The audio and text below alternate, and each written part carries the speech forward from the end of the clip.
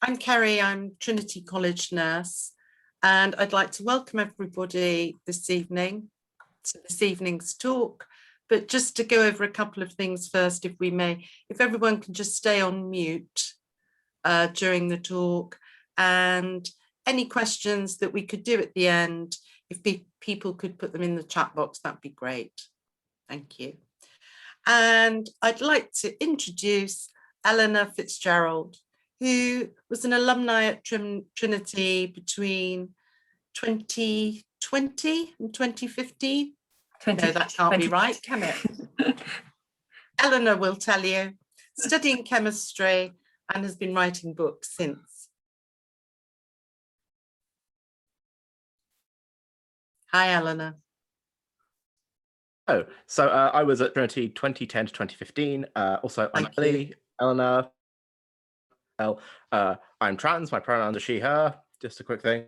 Also, one quick note on abbreviations. The opposite of being trans is transgender is cisgender. So if I refer to someone as cis or refer to members of the audience as cis, that is because they aren't trans. That will come up later. Right, so welcome. It's nice to see lots of faces. Yeah, so got a few opening notes. First and foremost, I have ADHD, so I will almost certainly lose my place at some point, but I have notes just here, so it should be fine. But I also understand the need to fidget, move around, to do various things, and I don't mind if you're fidgeting. I'm not going to take umbrage if I see you moving around on camera, that's fine. I don't need your hands, all I need is your ears. Okay. Second point. I'm trans, but I do not represent all trans people. I have to say this, I have to make this clear. However, a lot of the stuff I've written about being trans, all the trans people I've shown it to, it seems to have struck a chord with them. So there's a certain hint of shared experience there. So whilst I do not represent all trans people, I do have a reasonable insight into living as a trans person in this country. Finally, at no point today am I going to say trauma is a good thing. I'm not going to say trauma makes you strong. That's bullshit. People are already strong. You need strength to get through trauma. And also, caveat to that, if at any point sort of like someone succumbs to trauma, it doesn't mean they're weak. Not in the slightest. Like even the strongest swimmer will drown if you plonk them in the middle of the freezing Atlantic. Doesn't matter how strong you are, sometimes it's too much. But there we go. Right, okay, I'm gonna start. So first off, I'm gonna speak about my novel, The Forest. And I'm going to open with just a little passage from it. It's only a paragraph, so shouldn't be too much. Real or not real? So many times I've had dreams that I was so sure were real, but they turned out to be fiction. I know trauma and abuse will blur, if not break, those boundaries, and I've been traumatized to the point of madness. How am I supposed to keep track? So, why write? What does writing do? Well, especially why write about trauma? Why not just leave it where it is? Why not ignore it? Why bring it up? Because it's a painful thing to bring up. It's a painful thing to go through. It's a painful thing to examine. And it's not the cheeriest thing to write about. My mother always used to say to me whenever I was writing, why don't you write something cheerful?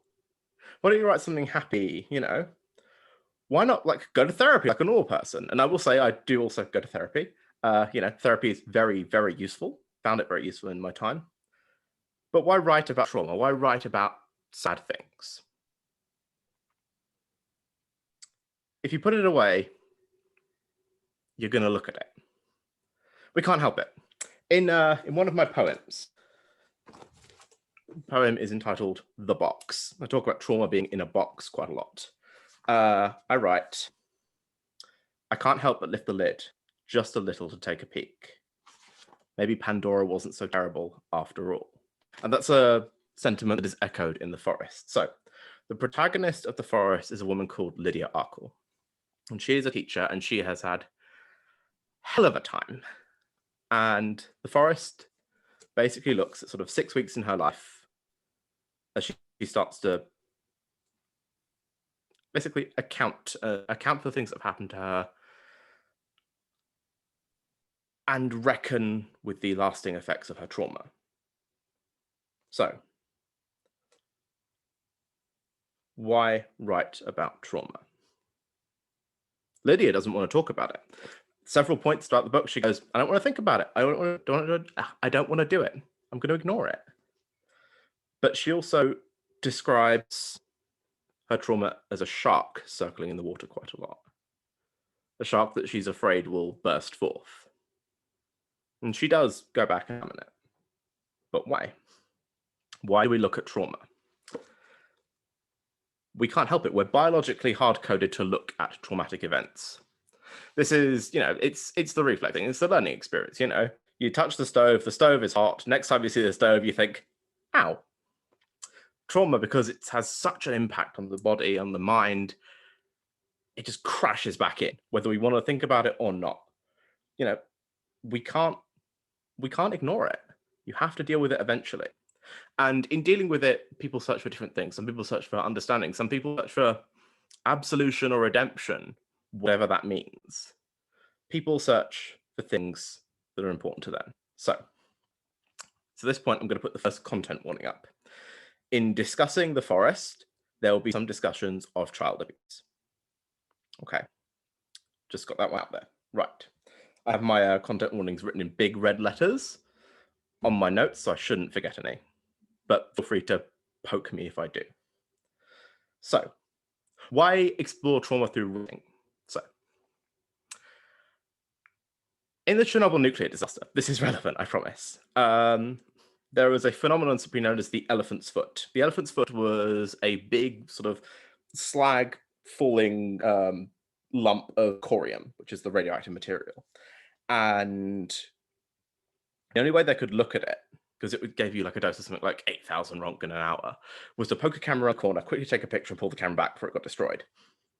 It was important to measure this and to observe it because it could fall down and poison the groundwater, but they couldn't look at it directly. It was too dangerous. That's why I write about trauma. I can't look at certain things directly. It's too much. So think of it sort of Perseus and Medusa. You can look at Medusa if you look at her through a mirror. I can look at my trauma and my past through the eyes of Lydia. And she also does this in the book. There's a sort of meta going on there, but she explores her trauma through art. But that's a point for later. Now, not all trauma is overwhelming. In fact, some is everyday, it's commonplace. And that's another reason to write about trauma is you might spot things you didn't see before. I know I certainly did. There's a point where Lydia's sitting in the bathtub and she thinks about her own life. And she thinks about how when she was a teenager and having a bath, she was never allowed to close the bathroom door. And how she thought about it as normal. And it's only in retrospect, looking back at that, she sits there and she goes, that's not normal at all. That's really quite concerning. And sometimes you need perspective. You need to take a step back. You need some distance. Other people are good for this as well. When I got to Trinity, I mentioned various things about my past, and some of my friends would go, what the fuck? That's not normal. Also, apologies. I do swear quite a lot. I'm trying not to. I'll try and keep away from the big ones anyway. But sometimes you need people to point and go, whoa, that's not okay. You need to think about that. And then you start looking at it. So Lydia and I share some things. We share especially claustrophobia. Can't stand being shut in a small dark space. And we share certain triggers. So I'm going to explain what a trigger is, in case anyone doesn't know. A trigger is a particular thing. It could be anything really, that brings up something painful. It sort of brings it crashing back. So, for example, certain songs might trigger a bad memory. It might trigger, for example, a PTSD flashback. The smell of certain perfumes might do the same thing. I have a real problem with Persian cats, which is one of them. I have certain songs, certain perfumes as well. Persian cats are one I did not expect. And it came up at one point, and this cat jumped on my lap, and it was a lovely cat, and the cat hadn't done anything wrong. And I felt, oh God, I'm going to die. This cat doesn't get off me. Like the cat is indicative of all the terrible things in my life in that moment. But I gently put the cat, I didn't throw the cat across the room as much as I wanted to. I gently put it on the floor and let it walk away. But that's the thing about triggers. Sometimes they can be mundane.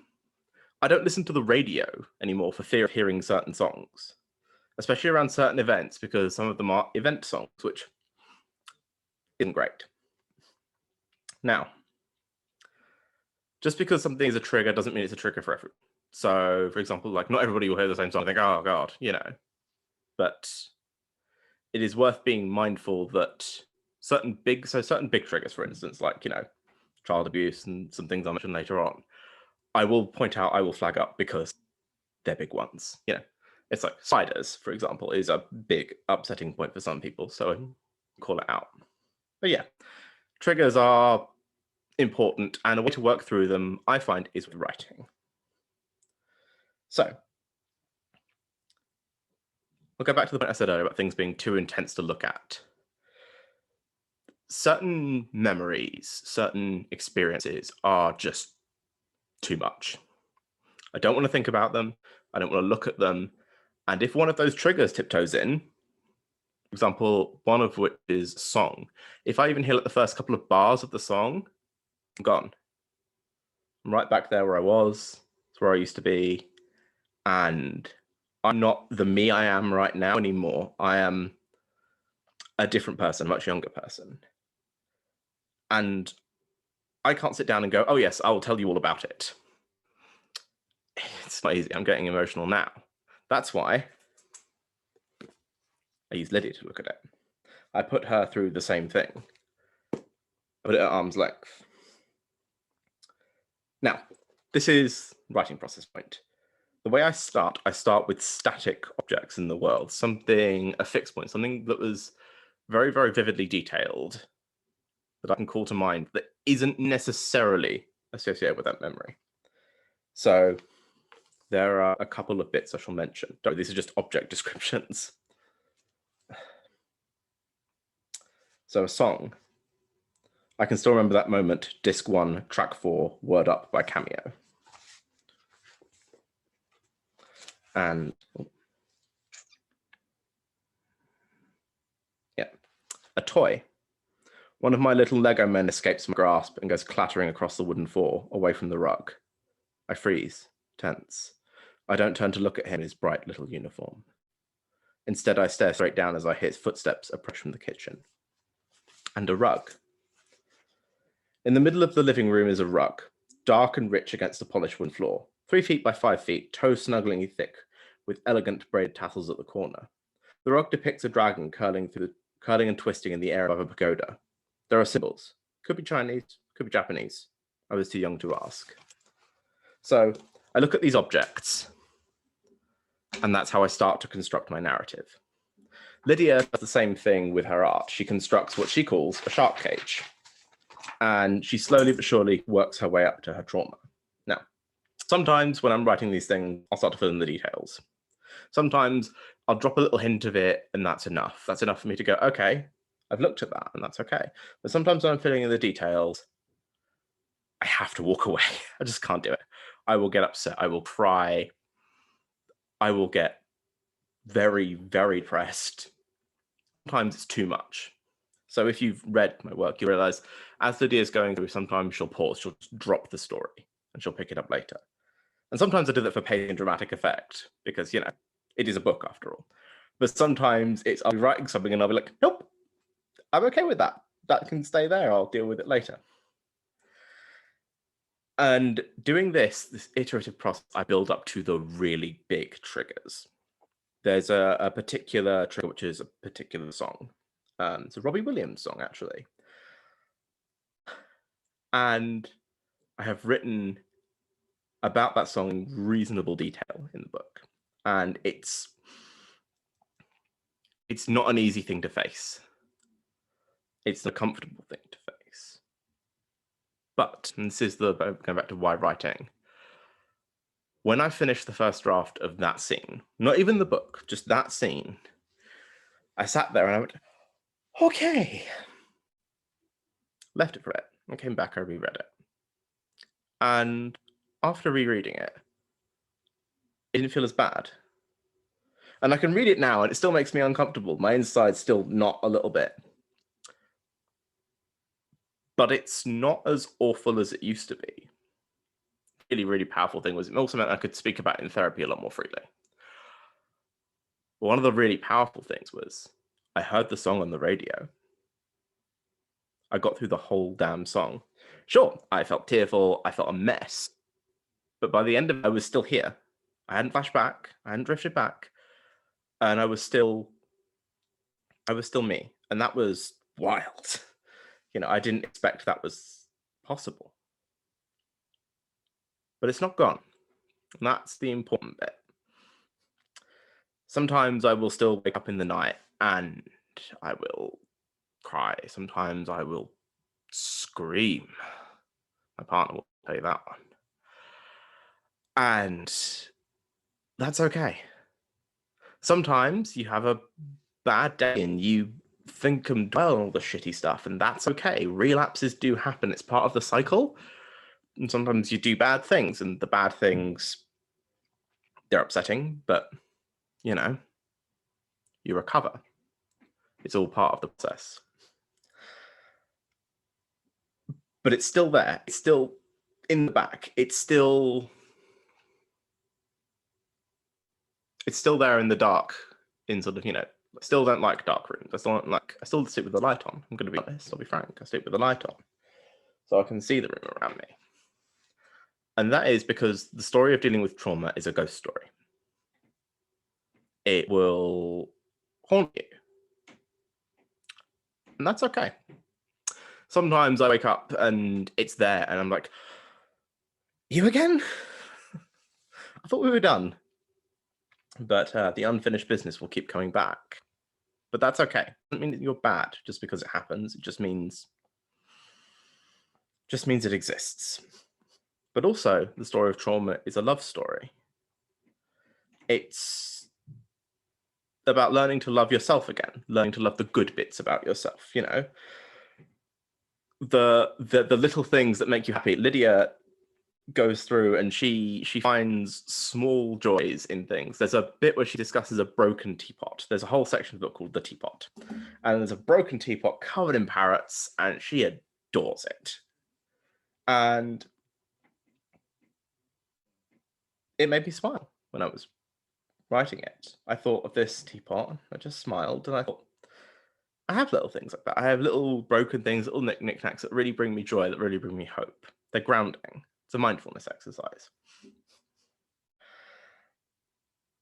But it's all about learning to love being alive, to love yourself and your life again, even if that isn't as easy as it sounds. But you can do it. The hard bit is the reconciliation. The reconciliation that sometimes the people who are terrible to you didn't mean it. Sometimes they did. Sometimes people are just bad people.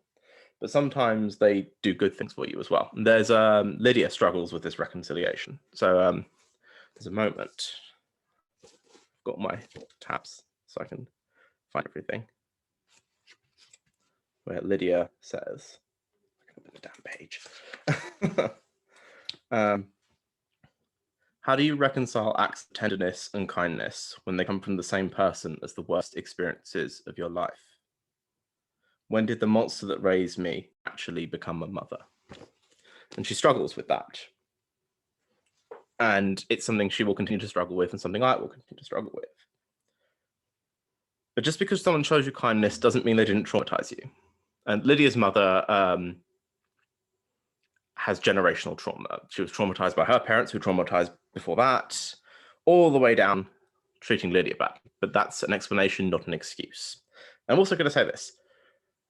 I don't believe there's any need to forgive the person that has traumatized you to move on. I don't believe there is. There are some people I won't forgive. And that's okay. A lot of people say, oh, forgiveness is important for moving on.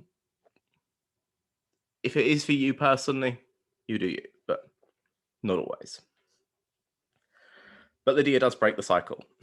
She goes to therapy. She seeks help. She finds good things in life. And The parrot on the cover of the book is very, very significant, but that's a spoiler. So I'm not going to go into it now.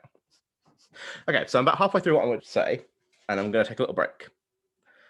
I'm going to stretch. I'm going to take a sip of water, and the next bit's for you too. Check in with yourself.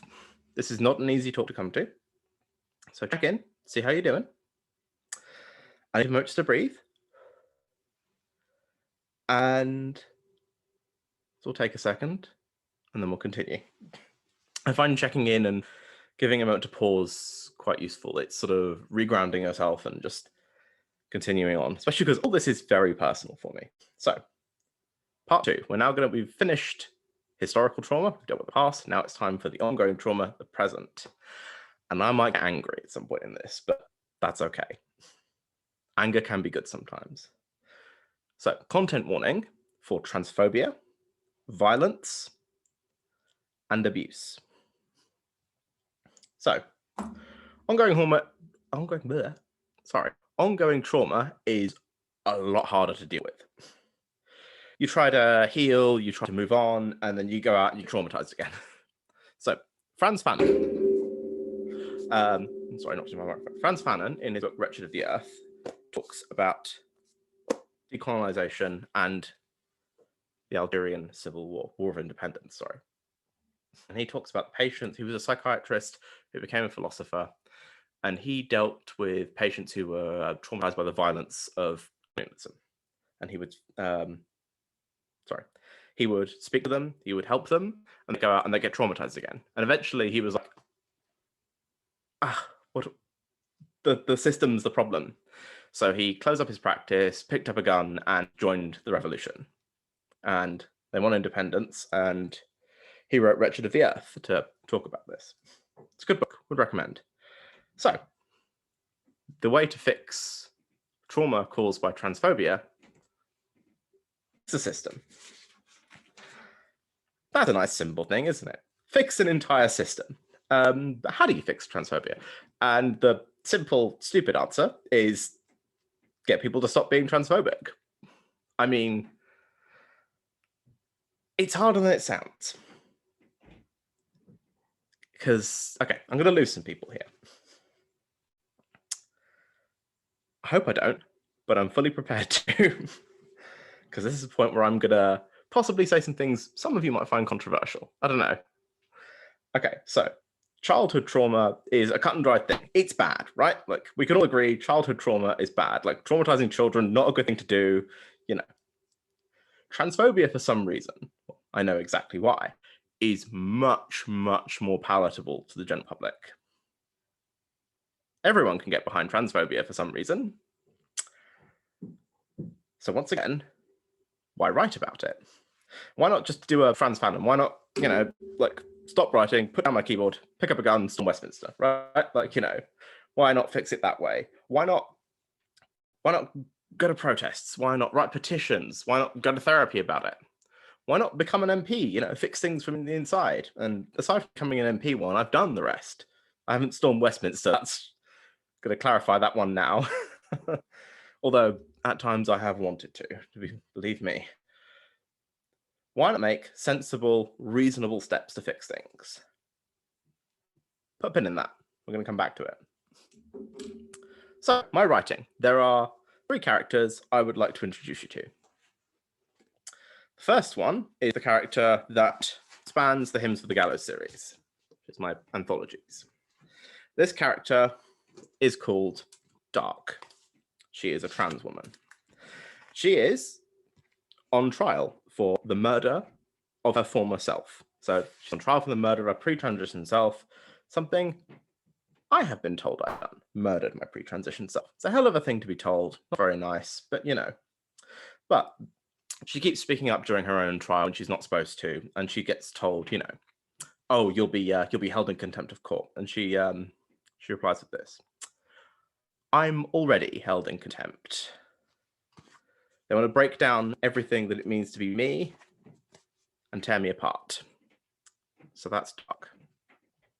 The second character exists in Just Hymns of the Gallows, Volume 1.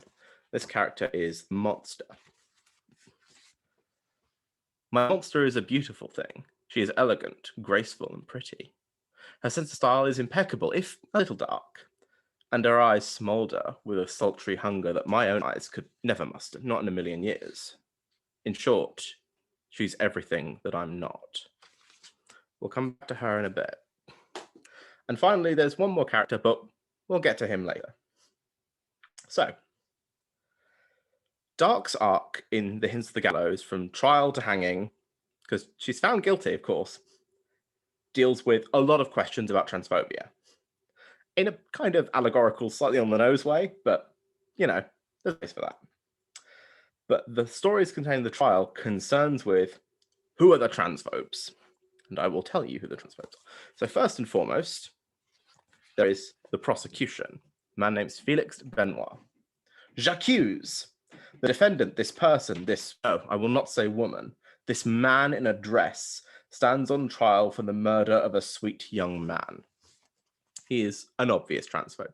He does not believe Dark is a woman, and he pushes for the harshest possible punishment for this. The next person we deal with is Dahlia, Dark's mother. Modern law, unfortunately, looks unfavorably on a parent who wishes to do right by their child.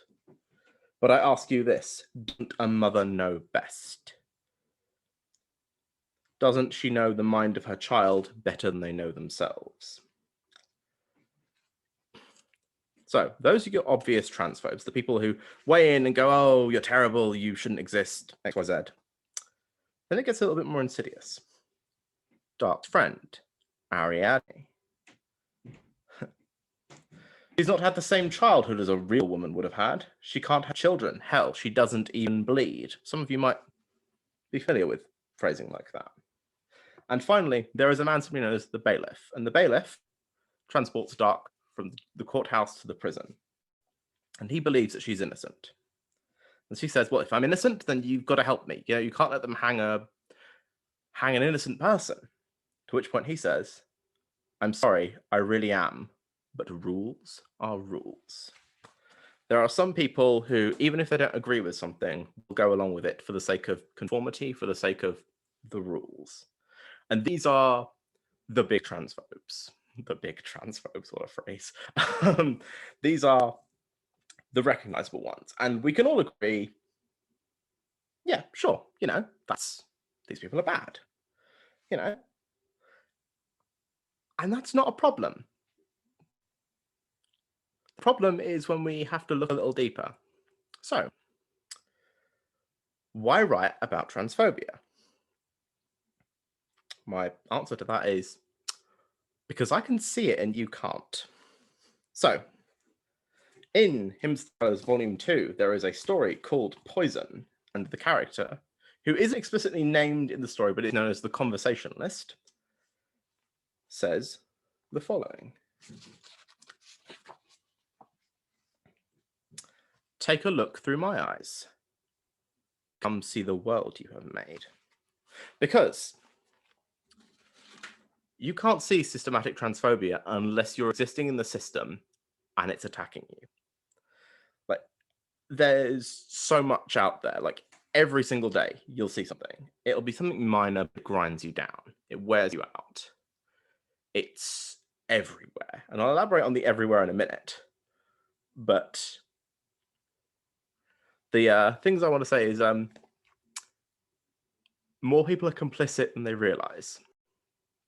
And it's not big events. It's not like, I don't get punched in the face for being trans at every turn. I mean, it's happened more than I more than I'm comfortable with, considering more than I'm comfortable with, but it's little things here and there. And that doesn't sound bad in isolation, but little things weigh you down. Okay. Sure, it'll break the camel's back, but to the person placing it, it's just another piece of straw.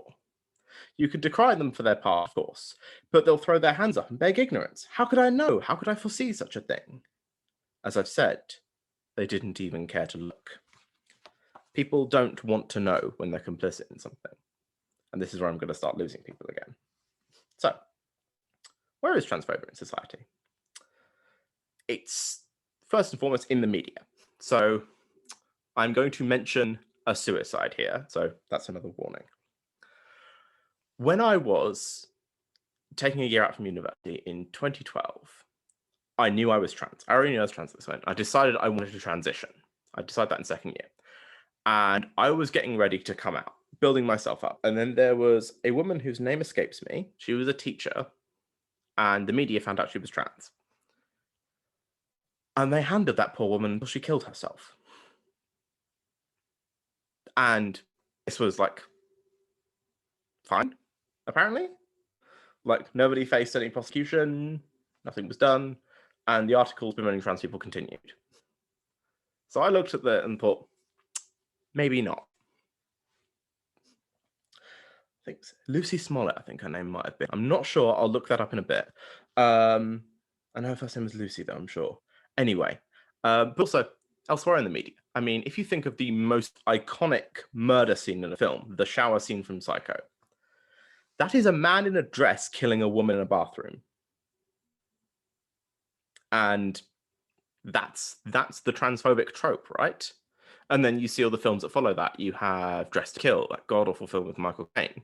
And then you have a personal favorite film of mine, which is deeply transphobic nonetheless, Silence of the Lambs. You know, like, that's the go-to sort of like, you know, like, oh, this is the transgender monster archetype. And then it gets worse. You have the gender clinics are invasive. They're getting better. They're invasive. They're accusatory at times. And they are designed to prevent cisgender people from transitioning accidentally. They're not designed with us in mind. They're designed for you. And that's not good. And then lastly, in society. And this is the bit where I'm really, really going to lose some of you. Backhanded transphobia from people. So, people will come up to me when I tell them I'm trans, or they notice. They'll say, it's really, really brave of you to do this, you know. And they'll say it in such a tone that just pisses me off. Because I know how shitty the world is to trans people. You don't need to tell me that. It's kind of egregious, the fact that you're pointing it out. But also, if someone says, oh, it's really brave of you, what you're supposed to say then is, thank you. And that phrase always kind of sticks to my mouth a little bit, because it's like, this is a deliberately shitty system, and we've built it for you, but I'm going to point it out, so now you've got to tell me to say thanks.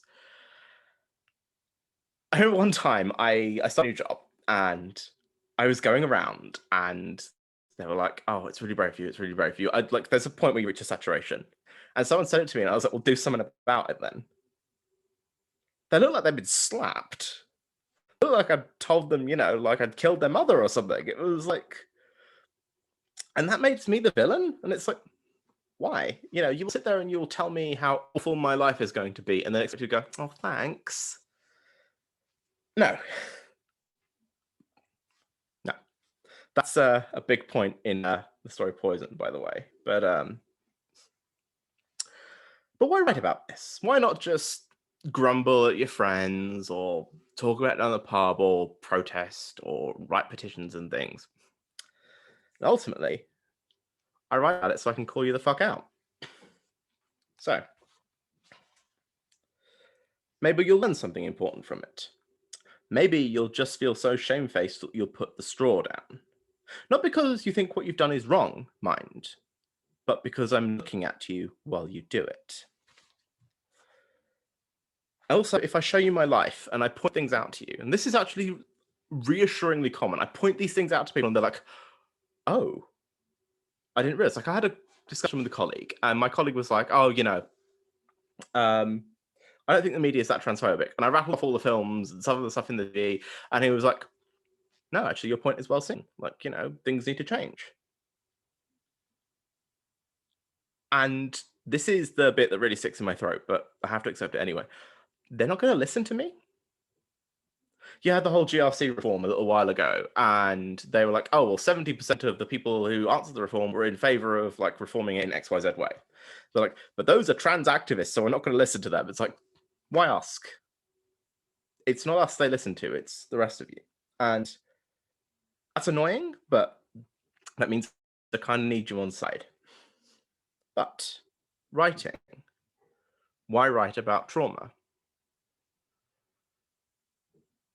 Sometimes you don't realize you've been traumatized until you put it down.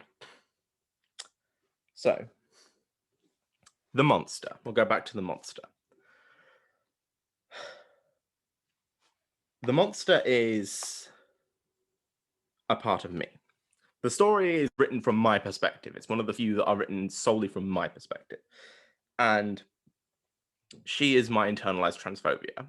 She is every traumatic thing that's happened to me because I'm trans. No, that's the wrong way to put it. Every traumatic thing that's happened to me because of someone else's reaction to my transness, that's a better way of putting it, builds up. And suddenly I think, maybe it's because I'm bad at this. Maybe it's because I'm a bad person. Maybe there's something wrong with me. Maybe there's something awful about me. And that traumatized part of you it starts to look at you and go, yeah, you are bad. It is bad to be this. And you internalize it. Back to Franz Fanon, people internalize the colonial mindset, maybe because I'm a native of this particular country, I'm lesser than the white man, for instance, or something, and it's difficult to unpick that. It's really difficult. I had a little bit of a meltdown in a Gloucester Green bus station, of all places, back in February. And there was some yelling at the sky, there was some crying, and I eventually realized, I've internalized a lot of this. I've been out for a long time now. I can't even tell you when. At some point during my undergrad. And there was a point where I realized I hated the part of me that was trans. And I was like, no, I don't hate that. I used to hate the monster, and really did, until I realized that the traumatized part of you is still part of you. I don't hate her anymore. I love her for her strength. I love the fact that she's alive even through adversity. What I rage at is the society that made her a monster in the first place. Why write about transphobia? Because it's a work in progress.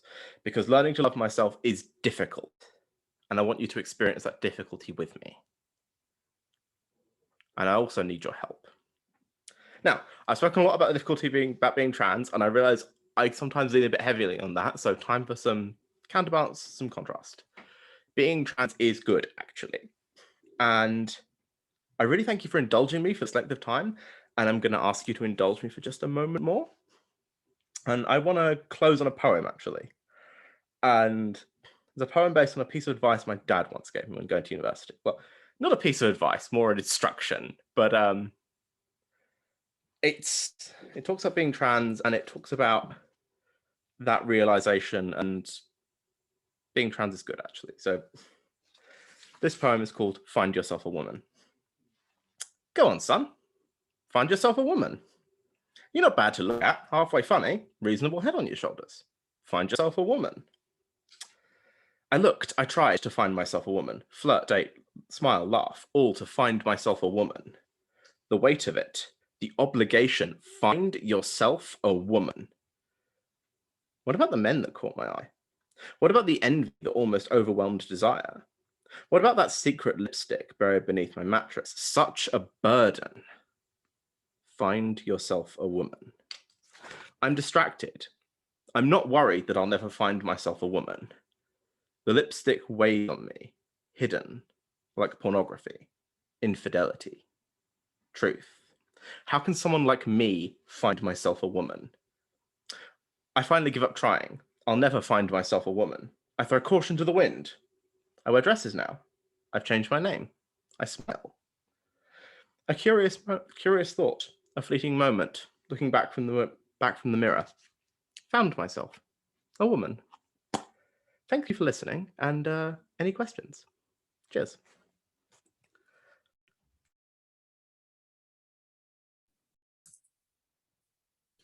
That was really interesting, Eleanor. I don't know what I expected, but it was much better than I expected. And I don't know why, but it was really good. I wonder if we should go to Sue, who I think has the questions. Good. Right. I'm afraid I don't have a question. I'm sitting there thinking, my gosh, I do not know what to ask you. It was incredibly thought-provoking, and I've never heard anything like it before. I have to admit, thank you. Thank you. Thank you. Yeah, questions or comments or anything. But the questions don't have to be about what I've said. It can be about anything, by the way. So, you know, go wild. I reserve the right not to answer things, though. But yeah. Oh, sorry. That's right. I was wondering what advice you would give to someone who would maybe be interested in writing about their trauma, but they're just too scared to like open the box. They're too scared to even start looking at it, but the process.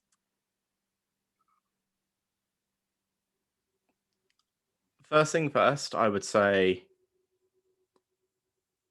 don't do it in a vacuum. When I was writing The Forest, I had like a list of like good things about my life. I always wrote it around people I cared about. I made sure I had something stabilizing and grounding me. And also, you know, if you can access it, therapy is really, really useful for this sort of thing. But I acknowledge that not everyone can. Like my therapist is very, very good. But still, yeah, I know not everybody can. But I think start small. Don't jump into the big traumas. Don't jump into the sort of like the biggest shark that's circling. Start with something little that maybe makes you a bit uncomfortable and find your voice first. Also, don't necessarily start writing with a view to tackling a particular trauma. Maybe it will come, maybe it won't. Also, read the work of others as well. That's another thing I'll say. So, massive, massive inspiration of mine. Bell Jar, Sylvia Plath, one of my favorite books. I mean, she writes about her own trauma in here, and it's devastating, but beautiful at the same time. And yeah, this was actually a real inspiration. The fact that you can take some, I mean, Sylvia Plath took her own life. She was clearly, you know, overwhelmed by her trauma. But she still wrote about it in a beautiful,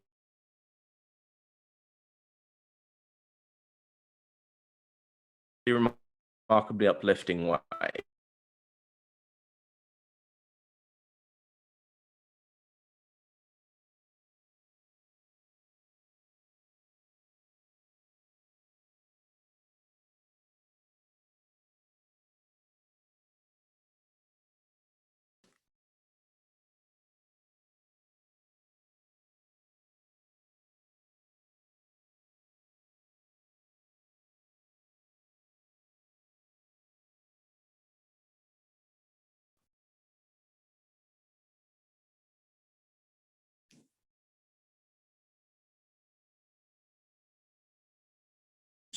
Should we take a question from someone while Eleanor's defrosting?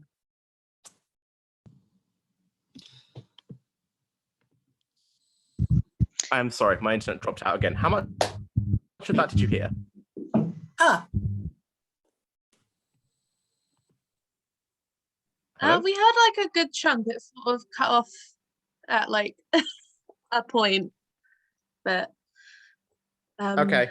TLDR, read the work of the Sylvia Plath, the Bell Jar was very helpful. There we go. thank you. Sorry about that. Yeah, my internet was misbehaving. So, any more questions, comments? May I ask 2 questions, please? Their sources are different. One of my friends really wanted to attend this talk, but he had work, unfortunately. But he had a question of his own, and I have a question that occurred to me during the talk. So starting with his question, he writes too. He's queer and he has autism. So he's writing a book about queer autistics in Holland in the 1930s.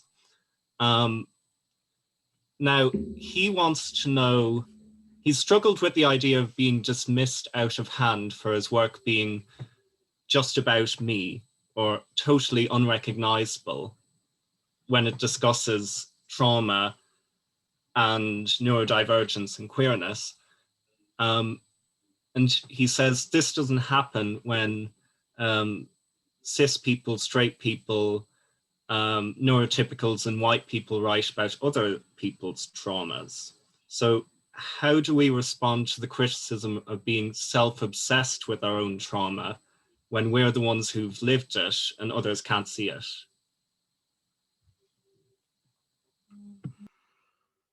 Oh, that's a question. Give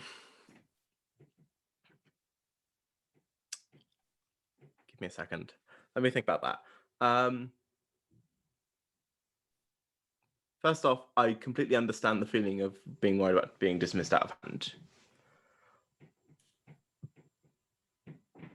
But then again,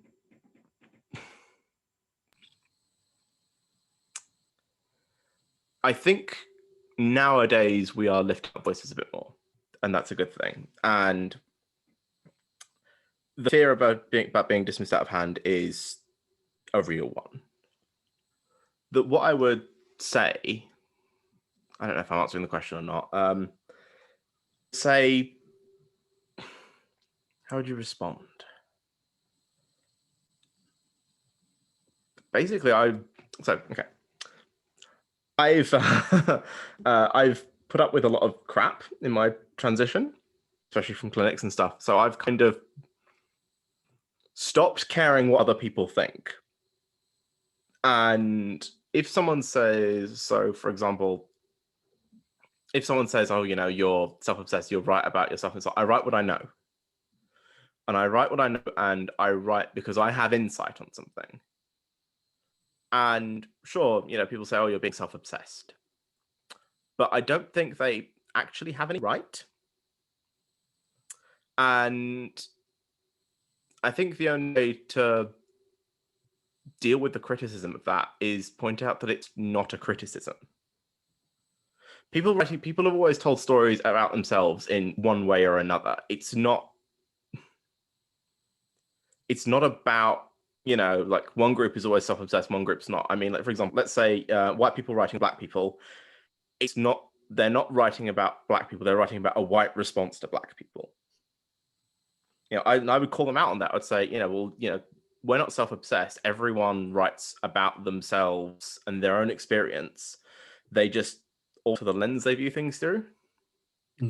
Sorry, this question's really thrown me and I'm kind of rambling here. I do apologize. No, I think that's a very good response. A lot more intense than I was expecting to have to answer.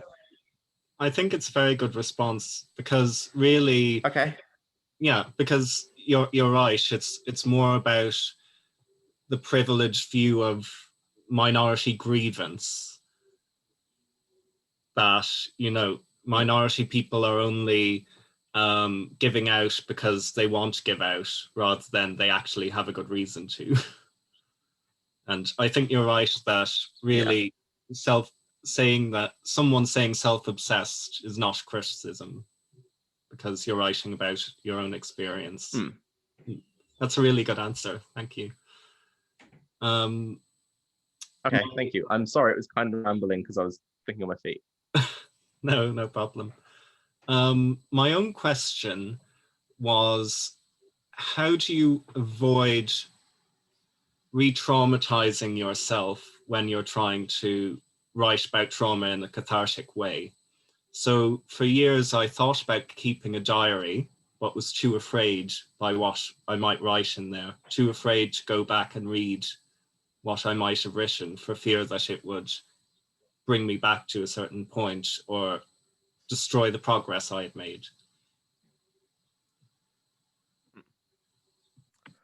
I mean, okay, so I'll respond to that in two ways. First off, I don't believe you can destroy progress. Like I said, you can relapse, you can fall back, you can, like, it will feel like you're stepping backwards, but I don't think you've still done that work. You've still, like, trauma's like a splinter. You've got to pull it out, and sometimes it will pop in a little bit more, but you've still made work. You know, splinter will still hurt even as you're taking it out, and it will hurt afterwards as well for a bit.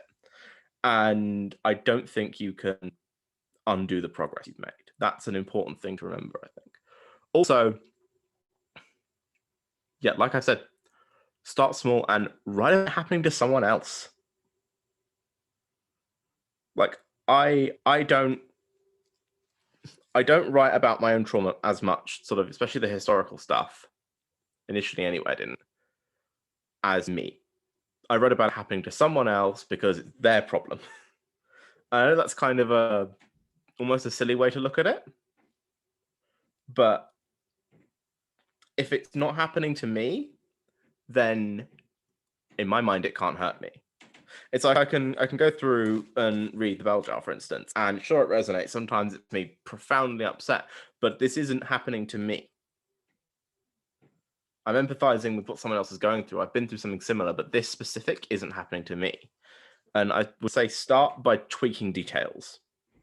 Like even changing Lydia's name to Lydia, that was enough for certain things, you know. I would tweak the details of the person involved. I would tweak where it was, when it was, you know. Some of the things I start that are vividly detailed, like the description of the carpet, for instance. That carpet's a real carpet, but it doesn't have any writing on it. There's no pagoda, but the carpet is a real carpet, but I've changed it. And that change was enough to make it like a branch. There's my trauma that would re-traumatize me, I go over it.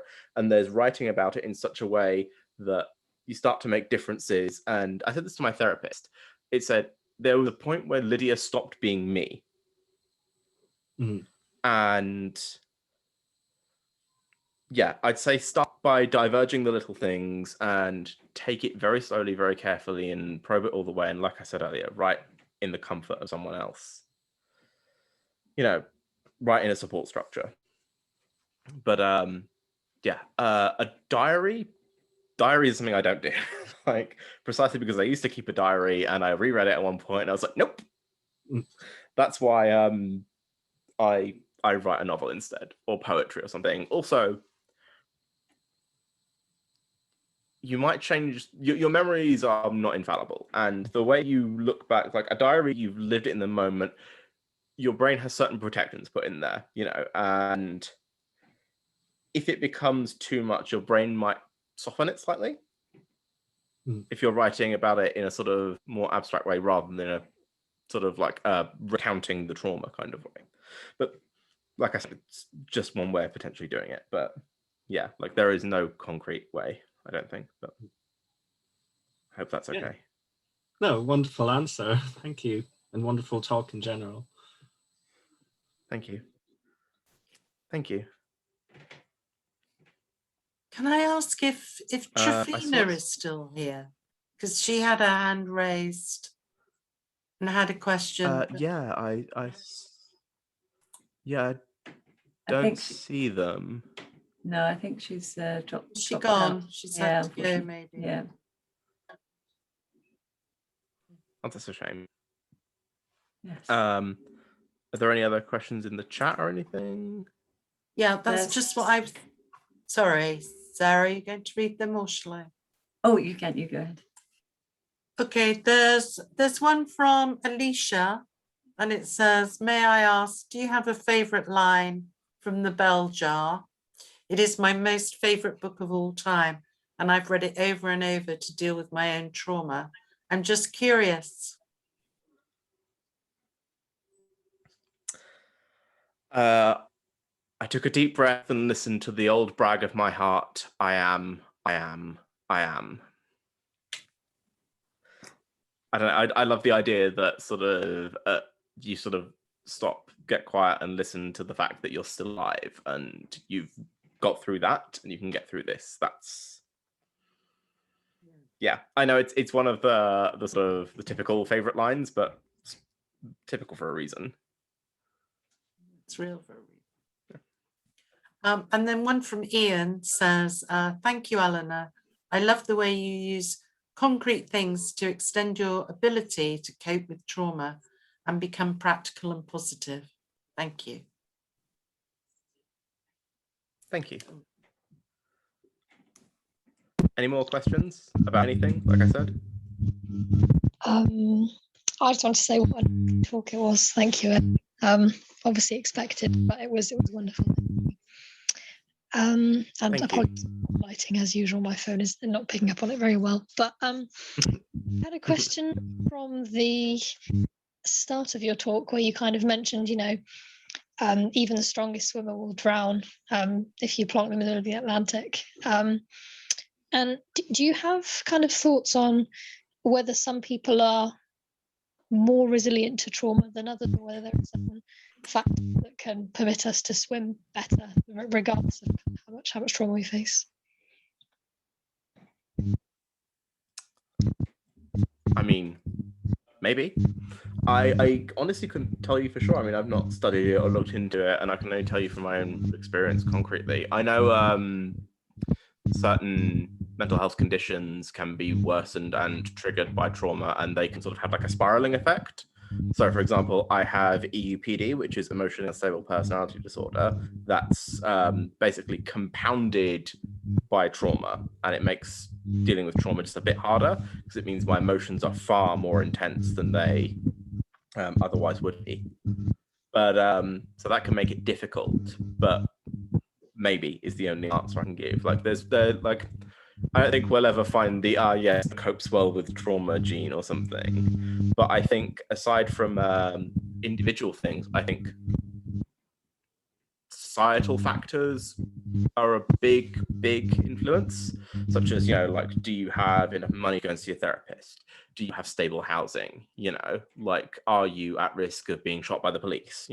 Society is a big factor in your ability to deal with trauma. And I don't think it's a personal thing. I think the ability to deal with trauma is determined by largely your environment. Also, talking about sort of big social traumas, we are now at the tail end of a traumatic event, a global traumatic event. And it's going to be really interesting to see how we as a society start to deal with that sort of, global trauma. Because I know some people who through the pandemic are like, oh, I'm fine, got this, doesn't bother me. And then the moment the pressure starts easing up and it starts to look like things are going normal, that's when it starts to come out. That's when they start to get upset, they start to cry. That's when I think people almost start to struggle, is when the pressure has been relieved. And that definitely is that sort of like the it's okay now voice. It means you can have a chance to unpack it, look at it, and that's when the trauma hits them. But once again, it's an environmental factor thing, like, do they have people in their lives who can help them through that? Do they have stable housing? Is there a readily available, NHS with a good, well-funded mental health service? All of these things, like I said, are environmental. So I don't believe the ability to swim in that situation is down to the person. I believe it's down to the other people around them and whether they can help them out. I hope that's okay. I was wondering what you would say to someone who perhaps is too afraid to come out as queer or trans because of fear of future trauma. How do you stop fear of future trauma stopping you living your life?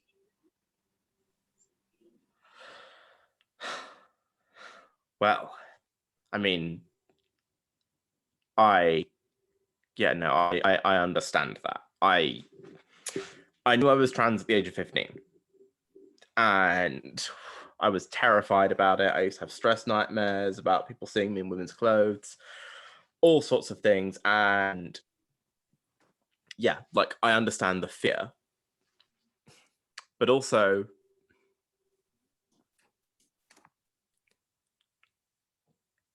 there's a sense of euphoria as well. There's a sense of being authentically yourself. There's a sense of belonging. And if it's safe for you to come out, because there were certain situations where I could have gone, oh, I'm trans, like as a kid, like as a teenager, but that would have been a very bad thing to do. And it would have ended very badly for me. So if it's safe for you to come out, I'd say do it, and to hell with the trauma, because being in the closet is actually traumatizing. And also, the community at large is, by and large, wonderful. And they will help you through it, and they'll protect you and lift you up, and you will be loved. There will be difficulties, but there will also be love. There will be so much love. so much acceptance. And the more people that come out as queer and trans, the harder it gets for people to ignore us. Especially when those people start to get into sort of, you know, positions of power or get some platforms to speak like this, you know, it makes all the difference. And also, you know, it's always lovely to meet someone's authentic self as well. But yeah, I'd say there might be trauma, but there is also love. And the love, I think, wins out in the end. Thank you. It's okay. Any more for any more? There's a question in the chat that says, thank you, Eleanor. Quick question. Does writing for other people, publishing your work to entertain or with a political aim, etc., ever undermine your writing to process trauma for yourself? If so, how do you negotiate this? So I actually thought about this one because I thought I might get asked about this. So I self-publish for a reason. That is because I am in complete control of what I write. And that means I can write with a political aim. I can write with, you know, like I can write through as I wish. Now, writing isn't my main form of income because I would not want it to be my main form of income because it would be far too stressful. I write for me and me alone. And that sounds very selfish. And I used to, I used to think self-publishing was a very sort of masturbatory gesture, you know, like you're doing it as like a vanity project. And then one of my friends turned around and said, yeah, but masturbation has its place. And we ended up chatting about self-publishing, and I was like, well, you know, I know what I like, I know what I want to get out of it, you know, and I'm in complete control of the entire situation. Actually, that sounds okay to me, you know. So yeah, sure. I might alter things slightly to be more entertaining, but I will never lose the core of it. That's the thing. You know, I will, if I think it's not going to be entertaining, then I'll write it for me. There are certain things roaming around on my computer that are written for me and me alone. But the things I'm willing to share are there exactly as I want them. I mean, so the story of Poison is possibly quite unpalatable to quite a lot of people. In fact, it even points out, says, you're not going to have fun reading this. And that's kind of the point. So you don't have to sacrifice one for the other. You know, you just need to be forthright about what you want from it. And at the end of the day, it's your piece of writing. To hell with anyone else. You know, I'm not writing to be successful. You know, I'm not writing to, well, I hope it's entertaining to read, but I'm not writing just so that I write for me. As selfish as that sounds, that's what I do. And anything else is a byproduct. People just so happen to kind of like reading it. So, you know, but if I make a book and nobody ever reads it, or everyone says, oh, it's trash, like, I mean, it'll hurt, kind of, you know, like I'm human. But, you know, it won't, you know, stop me from writing forever and ever and ever, you know. So I focus on the processing things, and everything else comes from that. There's another comment here that says, I have to dash as well, I'm afraid, but thank you, Eleanor. It was a beautiful and moving talk. You've touched people. Thank you. I have a question, if that's all right, Eleanor. Okay. So I did really enjoy The Forest. Some bits of it I was not sure quite why I enjoyed it, because there's some traumatic bits in it reading it, but I liked the ending, and without giving anything away to people, have you any thoughts to write a sequel at all, or is it a one-off? Nope. One part? Nope. Lydia is done and dusted. Okay. Lydia is done and dusted. There is another piece of writing in the works about someone else, similar sort of first person dealing with something, and this is about a trans person and coming out and the difficulties around that.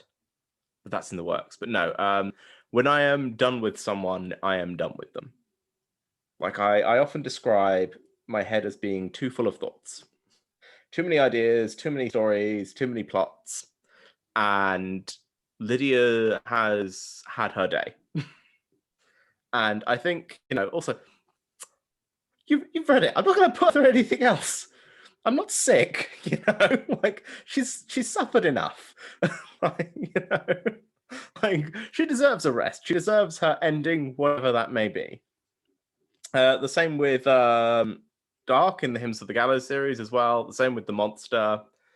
The Conversationalist has one more, but that's like half finished in like a Word document. But yeah, no. When someone is put to bed, they are put to bed for good. Thanks, that's cool. Okay, I saw something else pop up there on the chat, I think.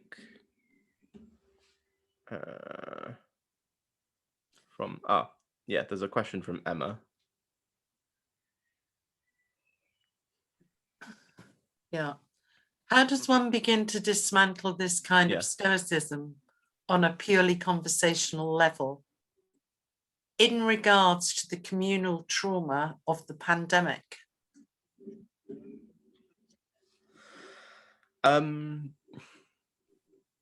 a purely conversational level, I think sharing stories is good. Just like I have lost people, and I've been very open about losing people. I've been very open about the fact that the pandemic stresses the hell out of me, and I talk about it. And I find sort of if I share something about myself, other people go, "Oh, we're talking about it. Okay.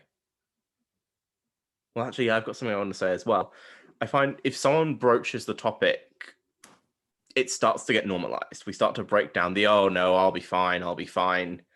And like, there are lots of ways to this. There's ways through sort of, there's art, there's writing, there are memes, for want of a better word. Like I've had, a friend send me sort of a jokey sort of like the pandemic has been kind of crappy meme. And I've been like, you okay? And, he was like, yeah, I'm fine. I was like, okay, well, if you want to talk, I'm here. 10 minutes later, we're video chatting, they're telling me everything. I think just acknowledging it is a good start. Just acknowledging like that this has been difficult for everyone. And I don't know how we go forward about it, but when we look back at it,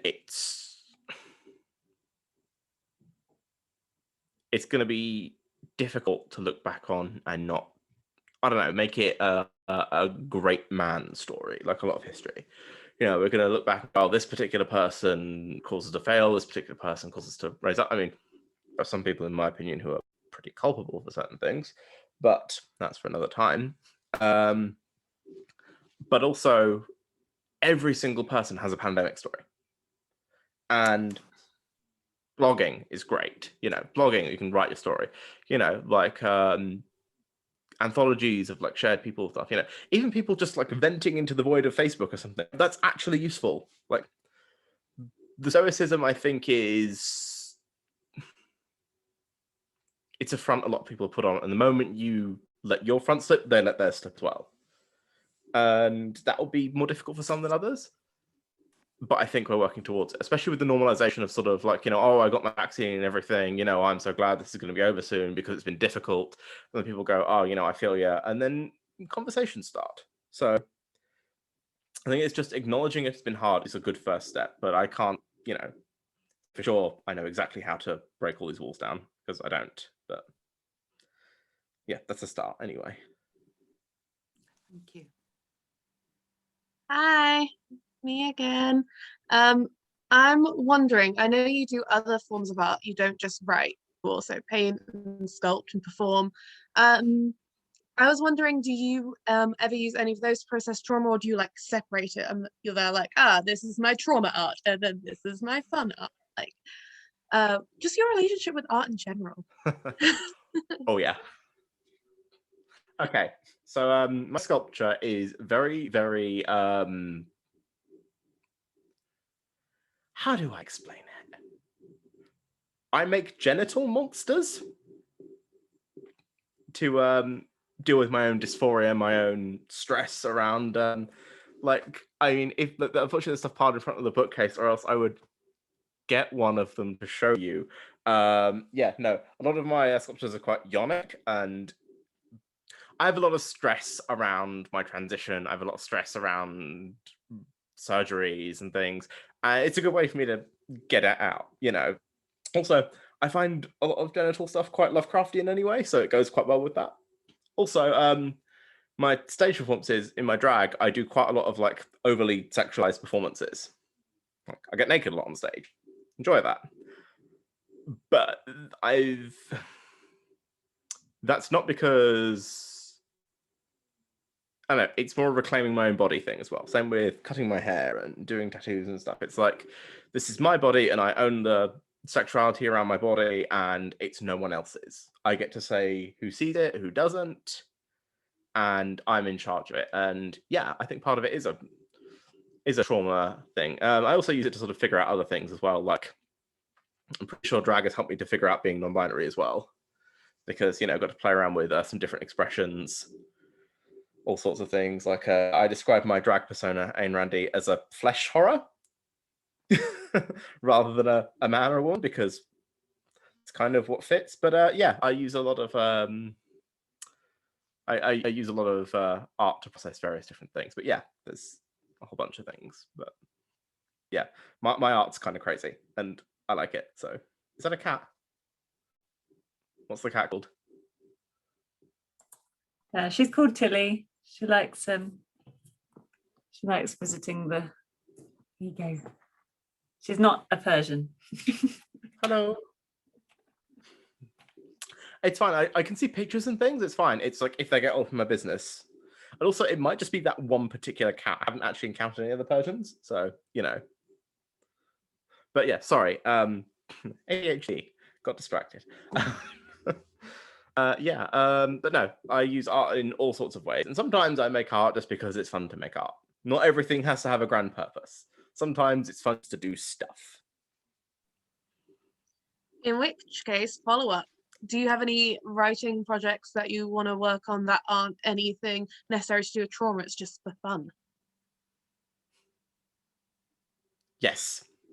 I'm working on I have two sort of series of novels. Well, no, one standalone novel and like another sort of series of novels.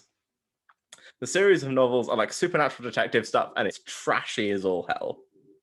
Like, so I am a big fan of what my dad used to call train station horrors, because he'd buy them on the train station when he used to commute into work. He'd read them on the train and he'd leave them there when he was done for the next person to find. Stuff like your Guyan Smiths, your James Herberts, etc., like the proper trashy pulpy stuff. And I have a whole series of that, and it's just like an over-the-top homage to, like, it's like a love letter to like trashy horror. And the other one is actually a science fiction book set largely in Trinity. It is called Oxford Junction, and it deals with multiple universes, and the protagonists are trans, and that's them being trans is also just incidental. They just happen to be trans. So, you know, it's not a big story about transition. It's they're trans, and that's that. And I think it's important to have characters who are queer, who are trans, who are disabled, and the story isn't about them being queer, trans, or disabled. It's about them living their lives. It's, you know, the fact they are, you know, outside what's expected, outside the, I hate the word normal, but the norm is just incidental. It serves to normalize it. You know, it's good to have a trans character whose whole arc isn't, oh, I'm trans. You know, I mean, it's good to draw attention to it sometimes. You know, it's good to talk about trans issues, but sometimes it's another trans character whose whole thing is, I'm trans. Oh, you know, I don't want to see it sometimes, but yeah. So those are some other writing projects I've got going. I'm hoping, touch all the wood, to finish Oxford Junction by mid-August. I'm averaging about 1,000 words a day on it, so, you know, I'm rattling through it. And yeah, it's actually, so funnily enough, when I left university, I wrote the first draft of Oxford Junction, and it was a wholly different piece of writing. It was a lot darker. I did a lot of like burying my queers, which is not good. Yeah, and like my writing has changed so much since then, and I looked at it and thought, wow, this is miserable and kind of crap. You know, I can make something that's a different kind of miserable, but a sort of slightly more punky sci-fi miserable. But yeah, also, my protagonist has changed. They're much more interesting now. But yeah, so I do have upcoming writing projects. I have so many, but yeah, not all of them are related to trauma, promise. Well, I can't wait to read them.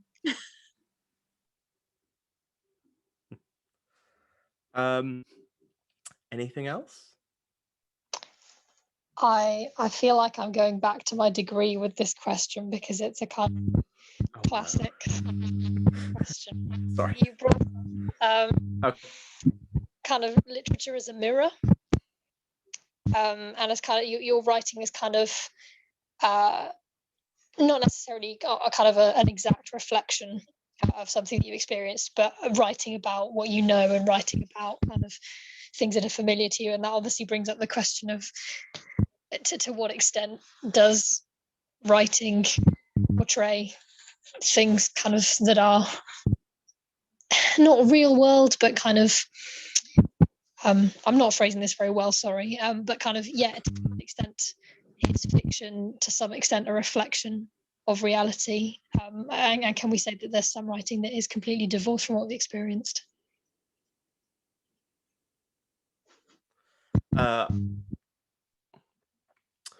think something being completely divorced from someone's experience is really difficult, because even like the minor experiences will shape the way you look at the world, and like they'll determine like how you see certain groups of people, how you interact with things, like, I mean, hell, I'm like, let's talk about TV.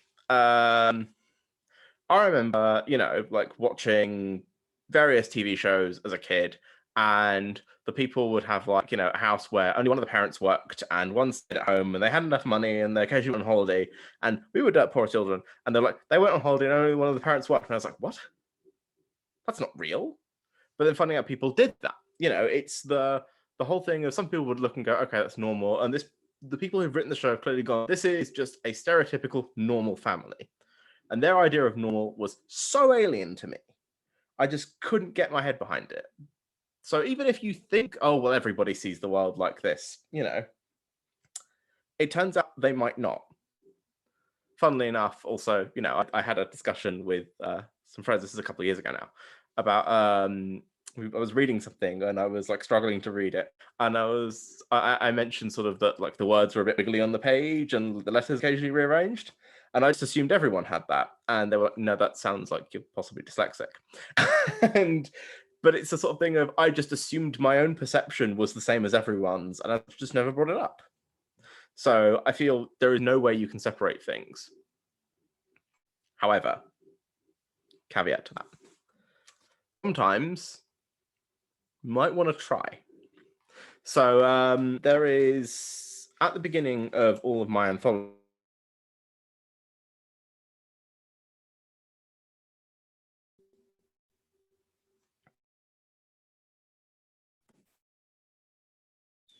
Don't know whether you can hear us, Eleanor, but you've frozen up again. So just wait and see what happens.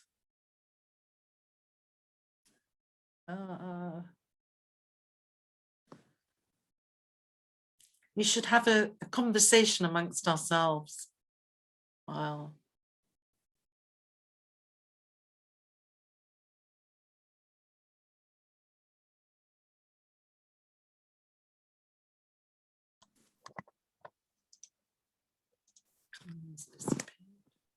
She's just having some internet issues. I'm in the same house, so hopefully she will be with us again shortly.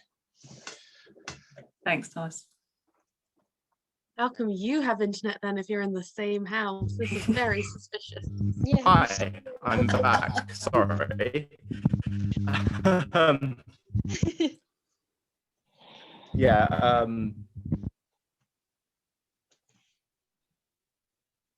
I think it's where I'm sitting. I'm sitting across the room from where I normally sit. So yeah. Apparently my internet connection is unstable. I can still see some of you moving, so that's fine. Can you all hear me? Yes. Yeah, you're back. Yeah, we can, Eleanor. Yes, no? Yes, we can. Hmm. Oh, Can you hear us You hear though? me? Yes, okay, right, cool.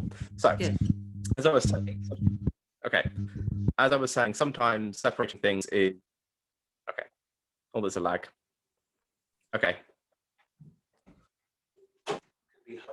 Okay, cool. Yeah, no, sorry, there was a lag. Everything sort of like just caught up. Okay, right. Sorry, everything's just caught up, but now we're all good. Okay, so there was something I wrote at the beginning of my anthologies was yeah. These stories and poems blur the line between Dark and Eleanor. Whilst I'm happy for you to know the heart of me, the details of my life are mine and mine alone. So sometimes certain things are, a mirror to real life. They are real events, but I won't tell you which ones. Some of you know, some of you don't, but I think you can never truly separate the author from their experiences. It's not always helpful. And once again, apologies for dropping out there. I think it's where I'm sitting in the room. The Wi-Fi doesn't seem to like me sitting here, but Thank you. A very good answer to a very poorly worded question. So thanks.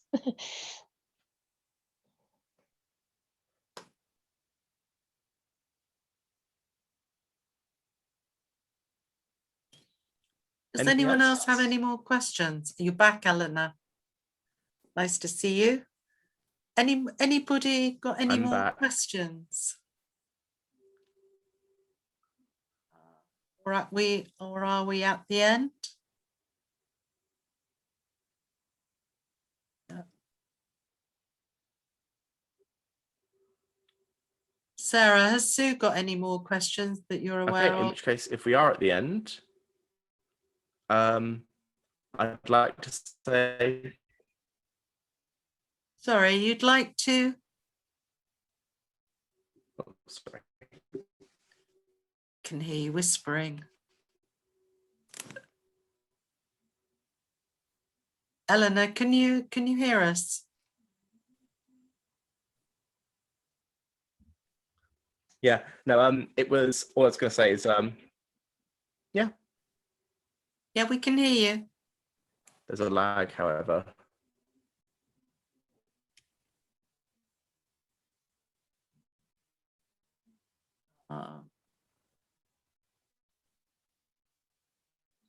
Yeah.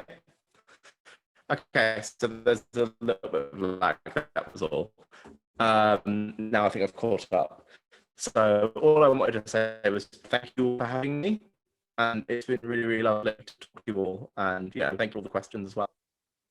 And also, if you want to contact me privately, I can be reached at Eleanor Fitzgerald writing. But yeah. Okay, and what was the end of that? Thank you. Eleanor Fitzgerald writing.